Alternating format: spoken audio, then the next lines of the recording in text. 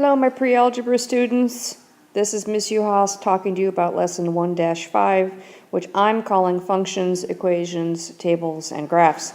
I want to warn you right now that this video will probably be a little bit on the long side, so go grab yourself a Red Bull, make yourself comfortable, get ready to take some notes, and brace yourselves as we leap into this unit.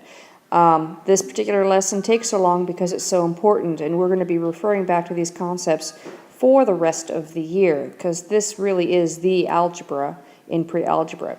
I want to point out that you are on your last 3 vocabulary words for this chapter, the words function, function rule, and equation, which means we're getting to the end of the chapter, which means we're getting really close to the chapter test.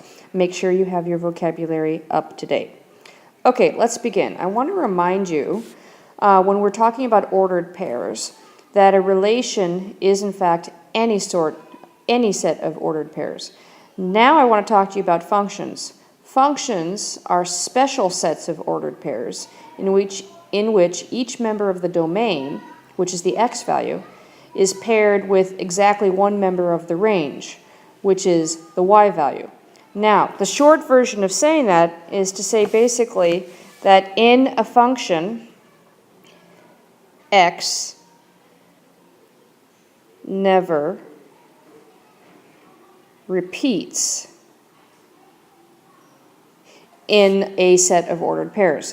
Think about how that works. I'm going to read the definition to you again. A function is a relation or a set of ordered pairs in which each x value is paired with exactly one y value.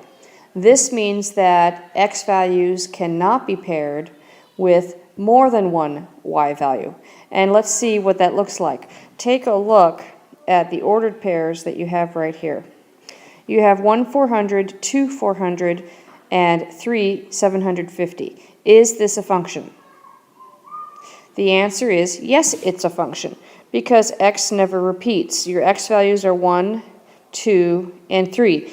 The 1 is paired with 400, the 2 is paired with 400, and the 3 is paired with 750. Now it's true that the y value repeats, but the x value never repeats. Each x value is paired with exactly and only one y value. Take a look at the second set of ordered pairs and ask yourself, is this a function? 1 600, 1 400, and 2 400. This is not a function because x is repeating. You have an x here, and you have an x here, and these guys are the same x, so x repeats, so this is not a function. And think about how that might look on a graph. There's something called the vertical line test.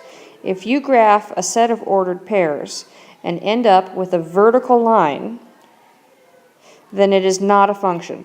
So if we were to graph this one, let's say we've got 400 here and 600 here, and 1 down and then 2. Okay, so 1 600 would look like this, 1 400 would look like this, and 2 400 would look like this. You can see that you have a vertical line there. So if there's a vertical line formed when you graph these points, it is not, I repeat, it is not a function. All right, next set of problems that you might end up solving mean looking at a table like this and first asking yourself, is it a function? And second, figuring out what the rule is. And in this case, we're talking about something called a function rule. A function rule is an equation that has the x value determining what the y value is supposed to be. So first take a look at the table and ask yourself if it is a function. Quickly, you can see that yes, this is a function, because x never repeats. Now, the second thing you have to do is take a look at this and determine what equation would you use in order to find the y values when you have these x values. So let me erase here so we can take a look at this. Remember, one of the things we use to describe an x value is we call it an input. And one of the things we use to describe a y value is we call it an output. And then the equation that we write is sort of the machine that figures out what the output is supposed to be. I've heard it called a machine before. So when you put the input value into the equation, what should come out is the output value. So let's take a look at our values and see what happens to them. What are we doing to the input value that creates the output value? Okay, so take a look at this one. We have 7.5. We're going to do something to it, and we end up with 15. We have 15. We're going to do something to it, and we end up with 30. We have 22.5, and we do something to it, we end up with 45. And finally, we have 30. We do something to it, and we end up with 60. Now, whatever rule you come up with has to work for every single one of these values in order for you to be able to write an equation. So hopefully, pretty quickly, you figured out that you are going to be multiplying by 2 in every case in order to get your output value. So the input times 2 is going to be equal to the output. Once you've established this, you can start writing an equation that can give you any value for the input. Instead of calling it a number, you can just give it a value of x. So we now know that x times 2 is going to give us our y value. So here's your equation. Although mathematicians would actually write it as 2x, because that's shorter, is equal to y. That right there is your function rule.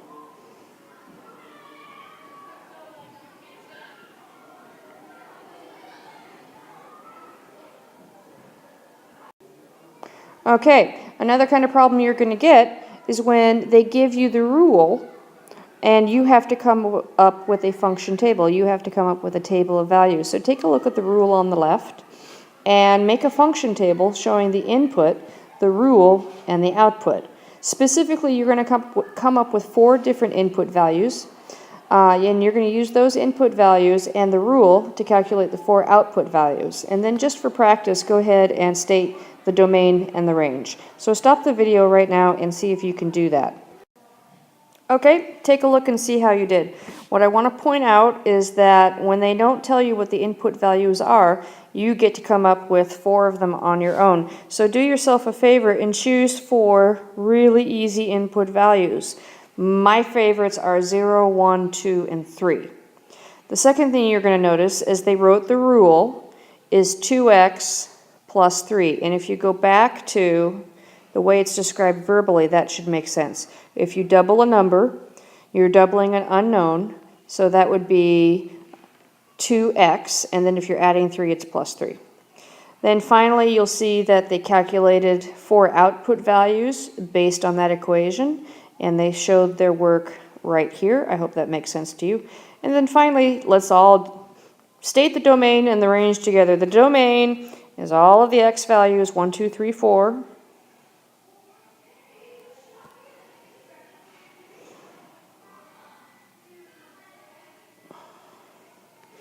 And the output are all the y values, all of those are the range.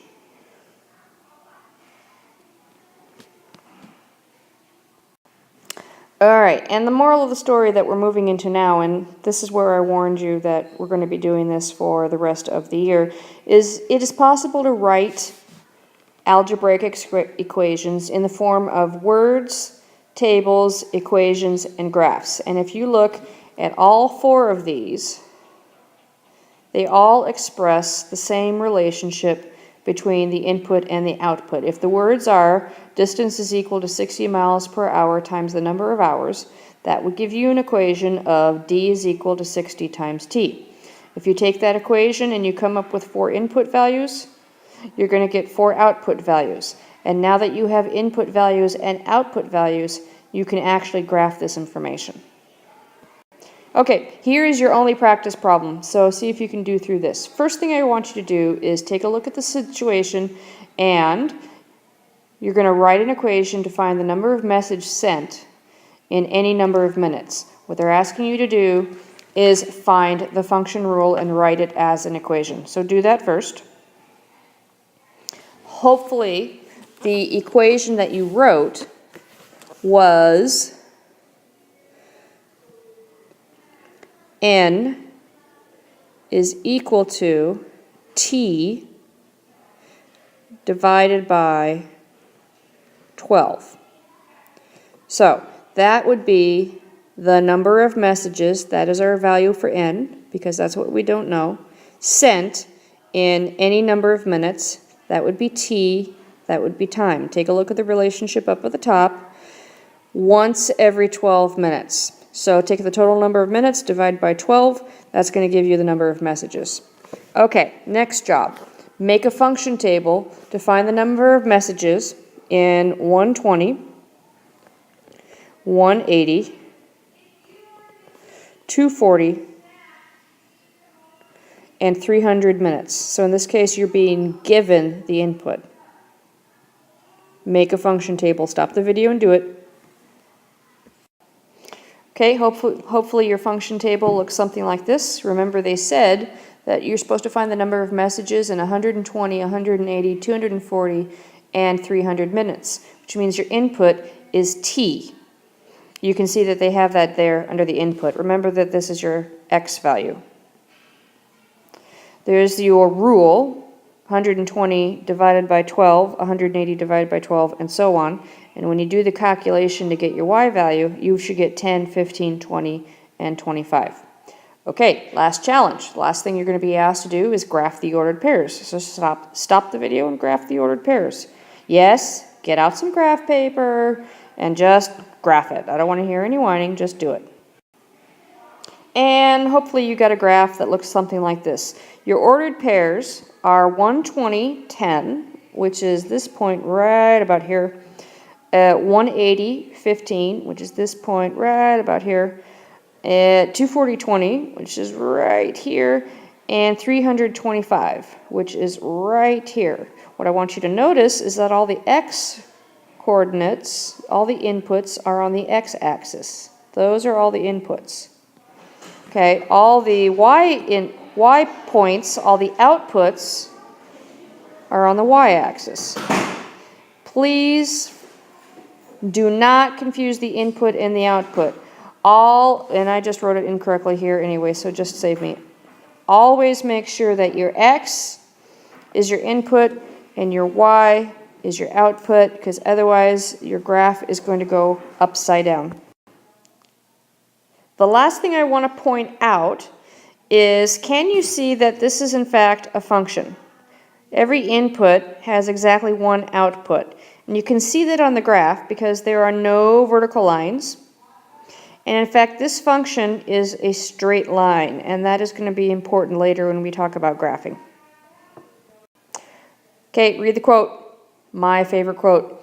You have a test coming up next week very soon. I will give you a date as soon as I can. Please, please do yourself a favor. If you have not been successful in math tests in the back, try something different to prepare for it or come and get help from me. Have a good night, guys. Bye.